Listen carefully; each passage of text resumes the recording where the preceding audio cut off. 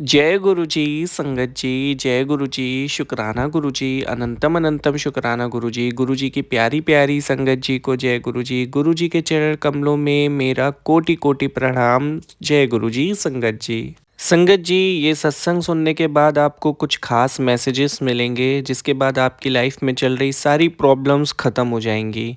अगर आपको ये सत्संग मिला है तो ये कोई इत्तेफ़ाक नहीं है, गुरुजी को आपको ब्लेस करना था तभी आपको ये सत्संग प्राप्त हुआ है। इसमें गुरुजी के संगत परिवार में से जिन्होंने सत्संग शेयर किया है, वो आपके कष्ट काटने के लिए किया है। अगर आपको लग रहा है कि आपको किसी ने कुछ कर दिया है या आप पे कोई ब्लैक मैजिक कर दिया गया है, आप ऐसा अंदर ही अंदर फ़ील करते हो और बहुत परेशान रहते हो, तो उन सभी सवालों के जवाब और सॉल्यूशन आपको इस सत्संग में मिलने वाले हैं, इसलिए इसको अंत तक ज़रूर सुनिएगा। कोई भी पार्ट मिस मत करिएगा, हो सकता है किसी भी ऐसे मोमेंट में आपको उस सवाल का जवाब मिले, जिससे आपकी परेशानियाँ ख़त्म हो जाएँ। संगत जी, लोहरी आने वाली है, इस सत्संग में आपको बहुत दिव्य आशीर्वाद प्राप्त होंगे। आपको लोहरी की लख-लख बधाइयाँ। मैं गुरुजी के मंत्र जाप से सत्संग को शुरू करता हूँ। ओम नमः शिवाय, शिव जी सदा सहाय, ओम नमः शिवाय, गुरु जी सदा सहाय। संगत जी, यह सत्संग गुरु जी की प्यारी बेटी अमृता आंटी जी ने शेयर किया है। आंटी जी कहती हैं, जय गुरु जी, शुकराना गुरु जी। मैं गुरु जी के पावन मंत्र जाप से सत्संग को शुरू करती हूँ। इस सत्संग में मुझसे कोई गलती हो जाए तो उसके लिए मुझे क्षमा कर दीजिएगा। ओम नमः शिवाय, शिव जी सदा सहाय, ओम नमः शिवाय, गुरु जी सदा सहाय। संगत जी, मेरी लाइफ में बहुत टाइम से मेरी फैमिली में और मेरे पति के साथ भी मेरी बहुत सारी प्रॉब्लम्स चल रही थी। मेरे पति से मेरे बहुत झगड़े हो रहे थे और मेरी जो फैमिली है मायके परिवार वाली, वहाँ पे भी बहुत सारी प्रॉब्लम्स चल रही थी। मेरे फादर की तबीयत बहुत ख़राब रहने लगी थी और वहाँ भी कुछ ठीक नहीं था। मैं गुरुजी से प्रार्थना करती थी कि जो कुछ भी मेरी लाइफ में प्रॉब्लम्स चल रही हैं गुरुजी उनको ठीक कर दीजिए। मेरे मायके परिवार को भी सुम्मत दीजिए और मेरे हस्बैंड को भी सुम्मत दीजिए। मेरे हस्बैंड और मेरे बीच में तो बिना बात के झगड़े होते थे, कभी-कभी समझ में नहीं आता था कि हम क्यों झगड़ रहे हैं। बाद में दोनों को ही अपनी गलती का एहसास होता था, लेकिन ये सिचुएशन बन जाती थी ऑटोमेटिकली, बहुत कन्फ्यूज़न में जीने लगी थी, समझ में नहीं आता था क्या करूँ? एक तो उधर से परेशानी थी और हर किसी को लगता है कि वो अपनी प्रॉब्लम अपने जीवन साथी के साथ शेयर करे, लेकिन यहाँ से इनसे भी मेरे रिश्ते ख़राब होते जा रहे थे। कई बार बात इतनी ज़्यादा बढ़ जाती थी कि गुस्से-गुस्से में वो बोल देते थे कि मुझे तुम्हारे साथ नहीं रहना। तो मैं भी मेंटली बहुत डिप्रेशन में रहने लगी थी इस वजह से। होता है ना ऐसा कि मन में चिड़चिड़ापन और गुस्सा आ जाता है, चारों तरफ से आप सिर्फ़ लोगों की प्रॉब्लम ही सुन रहे हो और आपको समझने वाला कोई है ही नहीं। संगत जी, हमेशा से ही ना मेरी ज़िंदगी में एक चीज़ रही थी, मैं लोगों को समझाने में, सैटिस्फाई करने में और उनके झगड़े सुलझाने में ही लगी रहती थी। मैंने अपने बारे में कभी कुछ सोचा ही नहीं और हमेशा मुझे ऐसा फ़ील होता था कि मुझे भी प्यार की ज़रूरत है जो कि मुझे नहीं मिल रहा है। घर में सब मुझे बहुत चाहते थे, लेकिन पता नहीं क्यों मैं उनके साथ कुछ भी डिस्कस नहीं कर पाती थी। तो उम्मीद थी कि कोई ऐसा लाइफ़ पार्टनर मिलेगा जिससे बैठ के बातें कर पाऊँगी, समझ पाऊँगी। कुछ साल तक सब कुछ सही था, लेकिन फिर अचानक ही हमारे रिश्ते में बहुत कड़वाहट आ गई। मन में बहुत सारे सवाल चलते रहते थे कि मतलब मेरे साथ ही ऐसा क्यों हो रहा है? और अचानक से मेरा रिश्ता क्यों ऐसे कमज़ोर होता चला गया?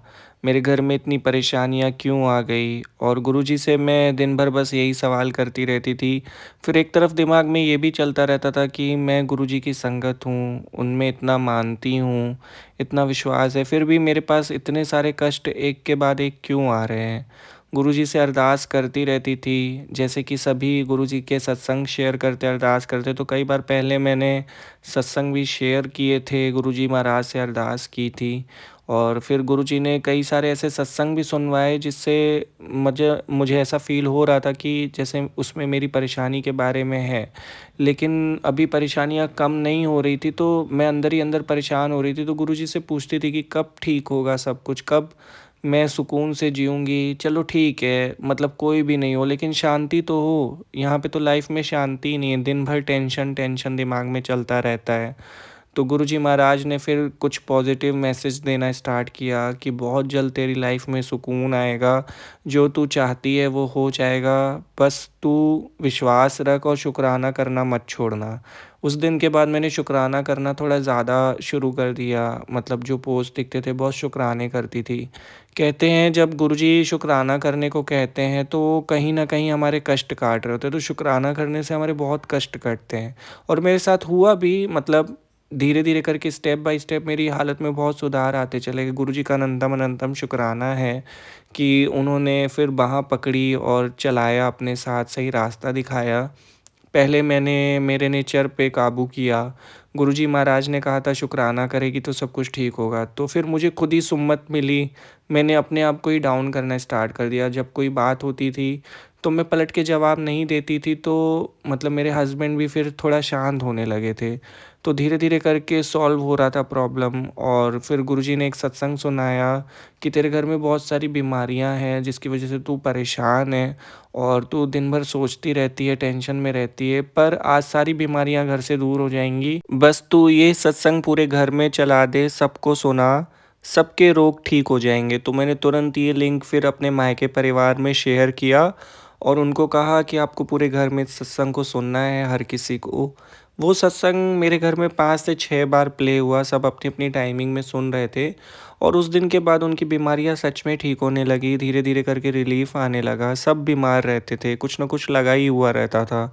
मेजरली मेरे पापा की तबीयत बहुत ख़राब रहती थी क्योंकि उनको शुगर की भी प्रॉब्लम थी और बीपी का भी प्रॉब्लम था। तो अक्सर वो बीमार हो जाया करते थे और इम्यूनिटी भी उनकी थोड़ी वीक थी, तो थोड़ा-सा भी मौसम चेंज होता था तो वो बीमार पड़ जाते थे। तो संगत जी, इस तरीके से गुरुजी ने हमेशा रक्षा करी है, किसी न किसी तरीके से उन्होंने हमेशा हाथ थामा है मुश्किल वक़्त में। पर ये सब कष्ट इसलिए आ रहे थे, सत्संग में ही मुझे पता चला कि हमारे पिछले कुछ बुरे कर्म थे जिसको गुरुजी कटवा रहे थे सत्संग सुनवा के। छोटी-छोटी तकलीफ़ें दे रहे थे ताकि वो कर्म कट जाएँ, बाकी तकलीफ़ें तो बहुत बड़ी आने वाली थी, जिससे गुरुजी हमें बचा रहे थे। मुझे लग रहा था कि कष्ट आ रहे हैं, लेकिन वो कष्ट बहुत छोटे थे। गुरुजी ने सत्संग में सुनवाया था कि 90% कष्ट तो मैंने ले रखे हैं, तुझे तो 10% ही भोगने, तो वो भी टाइम जल्दी गुज़र जाएगा। तो गुरुजी का लख-लख शुक्राना उस टाइम पे सपोर्ट करने के लिए और मतलब मेरा साथ देने के लिए। संगत जी, गुरुजी ने फिर कुछ दिन मुझे नेगेटिव मैसेज दिए, मतलब पता नहीं क्या हो रहा था कि नेगेटिव मैसेज आने लगे अचानक से। फिर मैं कन्फ्यूज़न में पड़ गई। नेगेटिव मैसेज इस तरीके के आ रहे थे कि तेरे ऊपर कोई कुछ कर रहा है, तू सतर्क रहा कर, किसी का दिया हुआ कुछ खाया मत कर, जल्दी से किसी से अपनी बातें मत बोला कर। फिर एक दिन मैसेज आया था, ऐसे ही किसी पोस्ट में देख रही थी कि तेरे ऊपर कोई ब्लैक मैजिक कर रहा है और तू बहुत परेशान है, पर चिंता ना कर, तेरे गुरुजी हैं तेरी रक्षा के लिए। तो संगत जी, ये जो इस टाइप के मैसेज थे ना, मेरे पास 2 महीने तक आते रहे। उस समय गुरुजी ने हमारी प्रॉब्लम सॉल्व कर दी थी, तो मैं ये सोच रही थी कि ऐसा अब क्यों हो रहा है? अब क्यों ऐसे नेगेटिव मैसेज आ रहे हैं अचानक से? और मैं ना बहुत जल्दी परेशान हो जाती हूँ, मैं बहुत सेंसिटिव हूँ, तो मुझे ना बहुत जल्दी मतलब मन में चलने लगती हैं बातें, बहुत दिमाग में हावी हो जाती हैं। तो ऐसे नेगेटिव मैसेज देख के मैं बहुत नेगेटिव हो रही थी। तो गुरुजी के सामने दिया जलाया मैंने और अरदास करी कि गुरुजी महाराज, फिर अब क्यों ऐसे नेगेटिव मैसेज आ रहे हैं? अब क्या होने वाला है? तो गुरुजी कहते थे कि मतलब जो मैसेज आते हैं तो उससे हमारे कष्ट कटते हैं, उसको नेगेटिविटी में नहीं काउंट करना चाहिए। हम सोचते हैं कि नेगेटिव मैसेज है, बट ऐसा नहीं होता है, वो तो एक ब्लेसिंग होती है। तो वो ब्लेसिंग मुझे मिल रही थी, तो कहीं न कहीं गुरुजी मुझे किसी संकट से बचा रहे थे और ये फिर मुझे सत्संग में ही पता चला।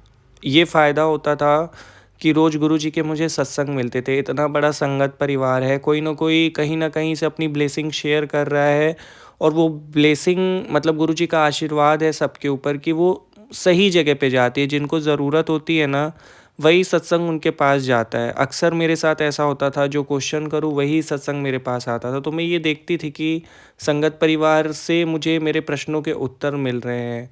तो ये गुरुजी की लीला है, उनका लख-लख शुक्राना कि उन्होंने हम लोग को मतलब एक संगत परिवार दिया है, जिसके थ्रू उनका आशीर्वाद स्प्रेड हो रहा है और हमें मिल रहा है। तो गुरुजी का बहुत शुक्राना है। बहुत आसानी से हम ब्लेस्ड हो जाते हैं संगत जी, घर पे बैठे-बैठे।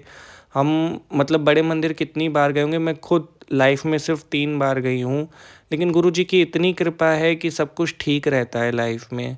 तो शायद कुछ होने का था, ऐसा कुछ होने वाला था, फिर गुरुजी का मैसेज मिला कि आने वाली 14 को तेरी लाइफ में सब कुछ ठीक हो जाएगा और तू जो भी टेंशन में है वो सब ख़त्म हो जाएगी, तेरी लाइफ में सब कुछ अच्छा होगा। एक पॉज़िटिव मैसेज मिला उसके बाद तो बहुत राहत मिली, मतलब सोची कि चलो ठीक है अब कष्ट कट गए हैं।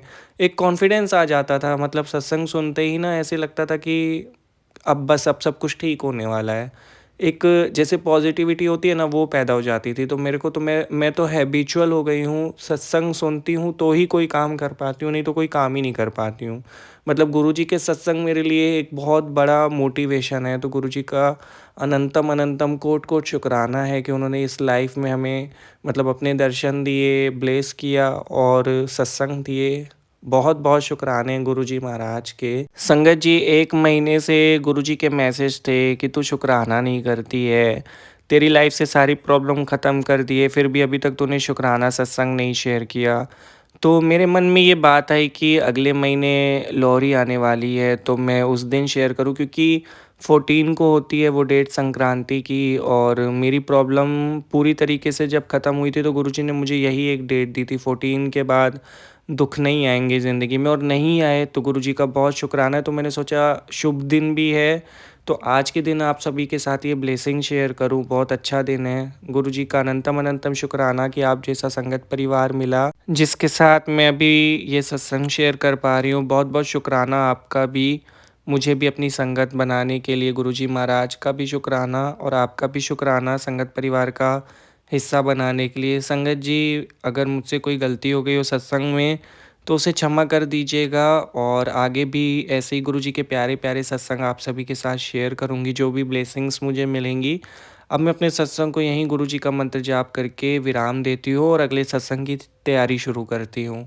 ओम नमः शिवाय, शिवजी सदा सहाय। ओम नमः शिवाय, गुरुजी सदा सहाय। जय गुरुजी संगत जी। बहुत प्यारा सत्संग था आंटी जी, बहुत बहुत शुक्रिया सत्संग शेयर करने के लिए। मुझसे कोई गलती हो गई है सत्संग सुनाने में तो माफ़ कर दीजिएगा। गुरुजी से प्रार्थना करूंगा कि वो सदा आपके अंग संग रहें और आपको ऐसे ही आशीर्वाद देते रहे। हैप्पी लोहरी आंटी जी। सारे संगत परिवार को लोहरी की बहुत बहुत बधाइयाँ। खूब मज़े करिए, खूब सत्संग सुनिए, खूब मंत्र जाप करिए। एक और बात कि अब जो संक्रांत का महीना चालू हो रहा है, माघ का महीना बोलते हैं, इसमें हम जो भी मतलब जाप करते हैं ना उसका 100 गुना काउंट होता है, जन्मों जन्मों की काउंटिंग्स हो जाती हैं। तो कोशिश करिएगा कि अब से 1 महीने तक बहुत ज़्यादा मंत्र जाप करिए, बहुत आशीर्वाद मिलेगा आप सबको।